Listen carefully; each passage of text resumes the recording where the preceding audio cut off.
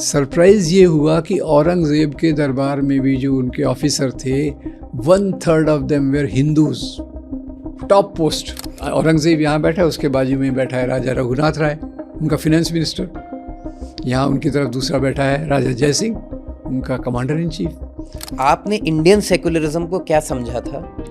वो किस तरह से आपको लगा कि चेंज हो रहा है, और उसकी भी स्टेजेस आपको क्या लगती हैं कि आज आते आते वो अर्जेंसी कहाँ पर है? सुप्रीम कोर्ट ने भी कहा कि वहाँ मंदिर होने का कोई सबूत नहीं है।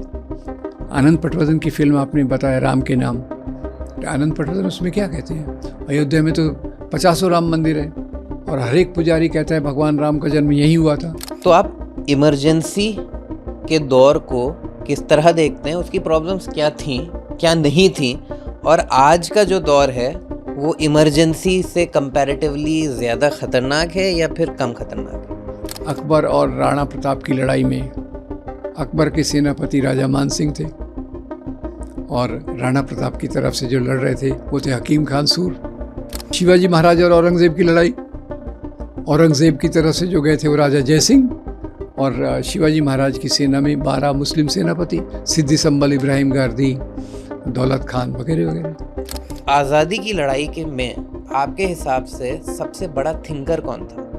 तो स्वामी जी कहते हैं ये कहना बिल्कुल गलत है कि इस्लाम या तलवार की नोक पर फैला। जाति व्यवस्था के अत्याचार से बचने के लिए कई लोगों ने इस्लाम कबूल किया। वंदे मातरम, भारत माता की जय, उनको भी आपने एक पर्टिकुलर नज़रिए से देखा कि ये इम्पोज क्यों नहीं होने चाहिए एज अ नेशनल आइडेंटिटी, और तो उस कल्चरल नुआंस को और उस पेट्रियाटिज़म को और वो एथनो नेशनलिज्म को आप कैसे डिफ्रेंशिएट करते हैं और उसका इम्पैक्ट मुसलमानों पे कैसे पड़ता है? तो महमूद ममदानी CIA के डॉक्यूमेंट के बेसिस पे लिखते हैं कि अमेरिका ने $8,000 मिलियन और 7,000 टन हथियार देकर अलकायदा को खड़ा किया।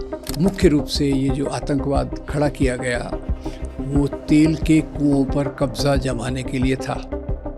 इस्लाम के कारण अगर आतंकवाद होता तो सबसे ज़्यादा आतंकवाद इंडोनेशिया में मिलता, मलेशिया में मिलता, जहाँ ये है नहीं।